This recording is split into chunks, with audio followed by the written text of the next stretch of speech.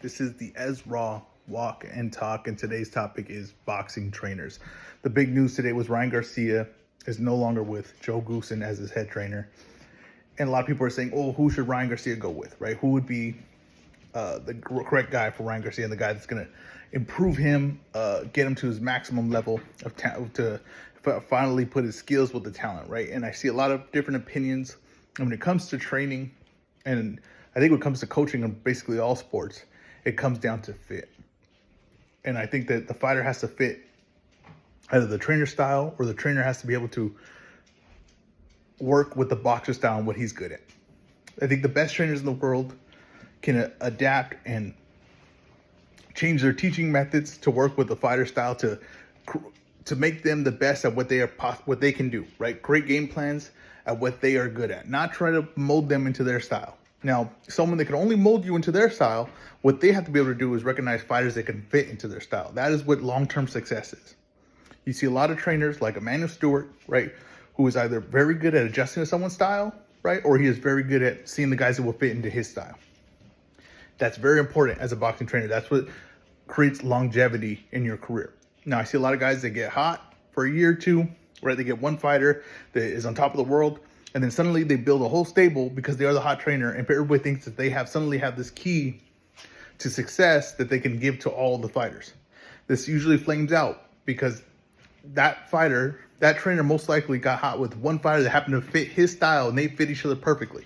Example of that is Abel Sanchez with Gennady Golovkin. They fit each other's style perfectly. What the trainer's mentality was, the fighter's capabilities were able to meet that. Suddenly everybody wants to train with him because this guy must have the answers.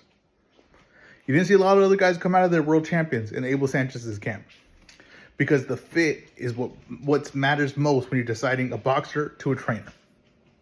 And these guys that can get hot with one guy, right, can't do with others. You see a lot of guys that are father-son combos, right, and they have success. And you think, well, why can't he train other guys? Because he knows his son.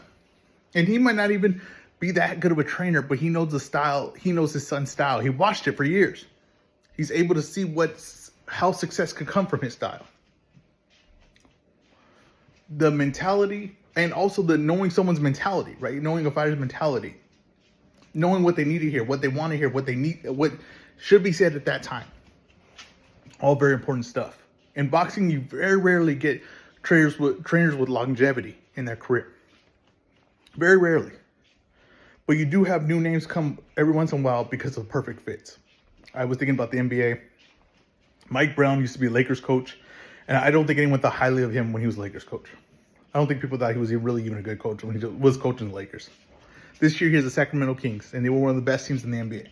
And Mike Brown looks like a very, very good coach when he's with the Sacramento Kings. And that's because it all comes down to fit.